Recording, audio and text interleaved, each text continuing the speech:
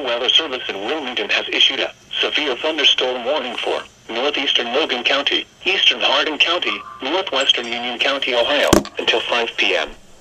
At 4:21 p.m., a severe thunderstorm was located over Kenton, moving east at 60 miles an hour.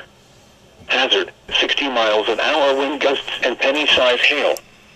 Source, radar indicated. Impact, expects damage to trees and power lines.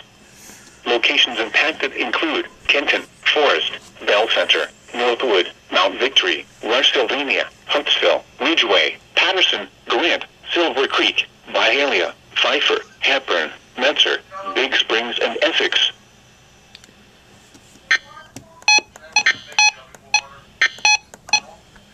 The National